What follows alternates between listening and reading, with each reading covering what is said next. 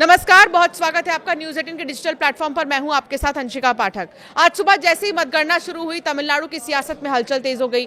शुरुआती रुझानों ने राज्य के स्थापित राजनीतिक दलों के होश उड़ा दिए। सुपरस्टार विजय की पार्टी तमिलगा वेट्री कजगम ने धमाकेदार एंट्री की है। आंकड़ों के मुताबिक टीवीके ने 100 से भी ज्यादा सीटों पर अपनी पकड़ मजबूत कर ली है रुझानों में। तो वहीं मुख्यमंत्री एम के स्टालिन की डीएमके महज 50 से 55 सीटों पर ही सिमटती नजर आ रही है। यह गिरावट इतनी बड़ी है कि डीएमके अब एआईएडीएमके से भी नीचे तीसरे नंबर पर खिसक गई है।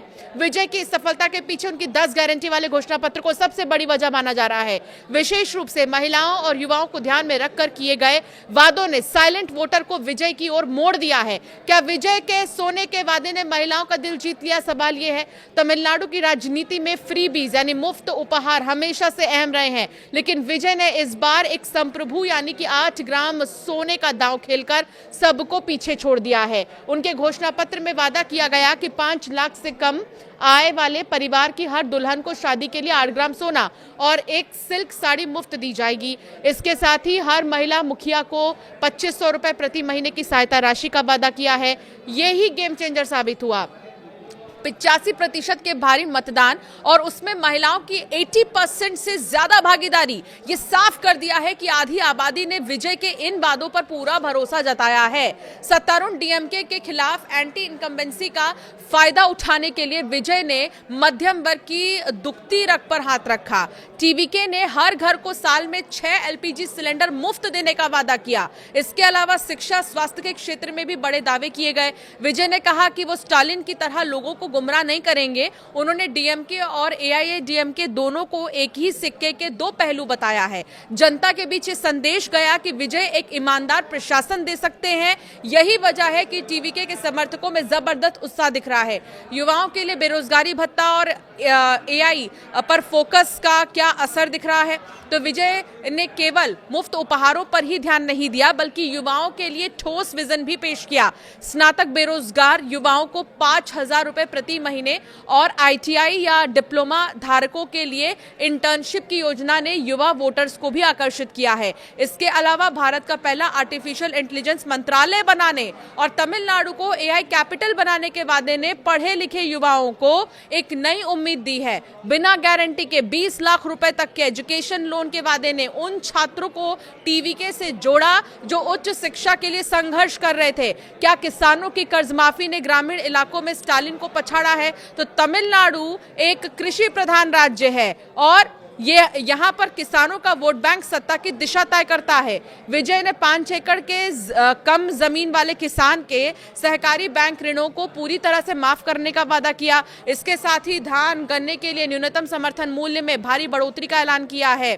धान के लिए 3500 रुपए और गन्ने के लिए 4500 रुपए प्रति क्विंटल का रेट देने के वादे ने ग्रामीण मतदाताओं को टीवीके की ओर खींचा है। शुरुआती रुझानों में ग्रामीण सीटों पर टीवीके की बढ़त ये बताती है कि किसान अब बदलाव के मूड में है। तो तमिलनाडु में अब द्रविड़ राजनीति का एक नया दौर शुरू होगा। विजय ने खुद को एक गंभीर राजनेता के रूप में पेश करने के लिए पेरंबूर और तिरुचिरापल्ली ईस्ट जैसी सीटों से चुनाव लड़कर अपनी ताकत दिखा दी है। उन्होंने अपने घोषणा पत्र को ईमानदारी का आश्वासन बताया है। राज्य में 1 लाख से ज्यादा सुरक्षा कर्मियों की तैनाती के बीच हो रही मतगणना अब एक नए राजनीतिक युग की ओर इशारा कर रही है। ये रुझान नतीजों में बदलते तो विजय न केवल स्टालिन की सत्ता छीनेंगे, बल्कि तमिलनाडु में दशकों से चले आ रहे जीएमके एडीएमके के वर्चस्व को भी खत्म कर देंगे। फिलहाल टीवीके के खेमे में जश्न का माहौल है और आधव अर्जुन जैसे दिग्गज नेता जो हैं वो जीत को लेकर आश्वस्त नजर आ रहे हैं। थलपति विजय सिर्फ एक सुपरस्टार के चेहरे के रूप में पॉलिटिक्स में नहीं उतरे हैं। करीब 60 सालों से सिर्फ 2 पार्टियों के हिस्से रही तमिलनाडु में विजय एक नया ऑप्शन बनकर आए हैं। थलपति विजय सिर्फ एक सुपरस्टार चेहरे के रूप में पॉलिटिक्स में नहीं उतरे हैं। 60 सालों से सिर्फ 2 पार्टियों के हिस्से वाली तमिलनाडु के लिए एक ऑप्शन बनकर वो सामने आए हैं और इसकी चर्चा हो रही है। अब आपको बताते हैं कि ये पहली बार नहीं है जब विजय जो है एक बड़े पॉलिटिशियन के रूप में सामने आए हैं अभिनेता से। इससे पहले जयललिता आपको याद होंगी। जोसेफ विजय चंद्रशेखर यानी कि तमिल सिनेमा फैंस के थलपति विजय ने 2024 में जब एक्टिंग से रिटायरमेंट अनाउंस किया तो कई लोग शॉक थे, लेकिन तमिलनाडु चुनाव 2026 के नतीजे विजय की परफॉर्मेंस पर टकटकी लगाकर देखे जा रहे हैं। तमिलनाडु ने राजनीति में एक्टर्स के पर्सनालिटी कल्ट के सबसे बड़े उदाहरण देखे हैं। एमजीआर और जयललिता जैसे दो सुपर पॉपुलर एक्टर वहां मुख्यमंत्री रह चुके हैं, पर उस दौर को लंबा वक्त बीत चुका है। करीब 35 साल बाद किसी एक्टर से उस दमदार पॉलिटिकल दखल की उम्मीद की जा रही है जो तमिल सिनेमा के कमल हसन और रजनीकांत जैसे आइकन नहीं कर पाए। 2 साल पहले जीरो से स्टार्ट करने वाले विजय की इन चुनावों में जो भी जीत होगी वो उनकी और उनकी पार्टी के उपलब्धि ही होगी, लेकिन इस जीत का स्केल उन दावों की सफलता तय करेगा जो विजय ने इस राजनीतिक सफर की शुरुआत के लिए खेले और झेले हैं। द्रविड़ आंदोलन से निकले सिद्धांत तमिलनाडु सरकारों की नीतियों में अपनी जगह बना चुके हैं, सामाजिक न्याय पॉलिसी मेकिंग का हिस्सा है और द्रविड़ पहचान सुरक्षित है। लेकिन आज के तमिल युवाओं में एक नई बेचैनी है, पोस्ट द्रविड़ एंग्जाइटी। कई बड़े सवाल मुंह ताक रहे हैं। द्रविड़ राजनीति कामयाब तो है, पर आगे क्या? 2 ही पार्टियों में से एक कब तक चुनते रहे? पहचान की लड़ाई जीत ली, मगर नौकरियां कहां हैं? पॉलिटिक्स में उत्तर भारतीय कल्चर न होने के बावजूद भ्रष्टाचार क्यों है? जब नीतियों में सोशल जस्टिस दिखता है तो जमीन पर क्यों नहीं दिखता? 1990 के दशक से स्टार रहे विजय अपनी फिल्मों में सिस्टम से लड़ाई का चेहरा बने। विजय के पिता S.A. चंद्रशेखर की फिल्म रसीगन जो 1994 में आई, उन्होंने इसको टाइटल दिया था। इस टाइटल का मतलब था यंग लीडर। थुप्पकी 2012 में आई थी और इसी तरह जो थलाइवा है 2013 में आई थी, फिर कत्थी 2014 में, मर्सल 2017 में। ऐसी फिल्मों में विजय के हीरो कॉरपोरेट शोषण, किसानों की जमीन, मेडिकल करप्शन, सरकारी मिशनरी से भिड़े दिखाई दिए। ये सिर्फ सिस्टम की आलोचना नहीं थी, विरासत में मिली सत्ता पर वार भी था। डायरेक्टर एटली ने अपनी फिल्म मर्सल से विजय को ऑफिशियली थलपति यानी कि लीडर का टाइटल दे दिया। द्रविड़ पहचान के जन आंदोलन से निकली तमिलनाडु की दोनों बड़ी पार्टियां डीएमके और एआईएडीएमके आज राजनीति लेगेसी का पर्याय बन चुकी हैं।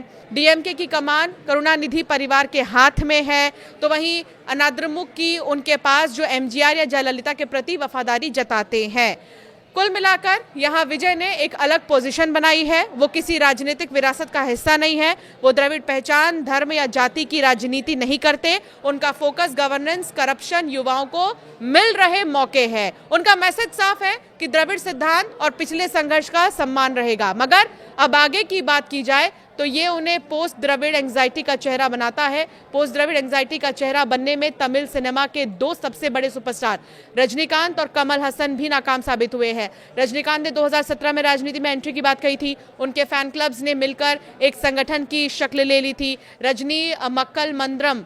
लेकिन रजनीकांत अध्यात्म, राष्ट्रवाद तमाम चीज़ों की बात करने लगे थे। तमिलनाडु में लोगों को राष्ट्रवाद शब्द बीजेपी कांग्रेस की जोड़ी याद दिलाता है, जो उनके लिए उत्तर भारतीय पॉलिटिक्स का ट्रेडमार्क है। कुल मिलाकर अब ये देखना होगा कि विजय और कितने विजय हासिल करने वाले हैं, क्योंकि अभी तो 2 साल में उन्होंने बहुत बड़ी विजय हासिल की है और इसी तरह युवाओं को लेकर जो उनका माइंडसेट है, जो उनका विज़न है, वो बहुत ज़्यादा पसंद किया जा रहा है। अब आगे देखना होगा कि किस तरीके से जो युवा है वो अपना प्यार उनको देते हैं और इसी तरह जो कृषि समाज से जुड़े लोग हैं वो कितना ज़्यादा अपना प्यार उन्हें देते हैं।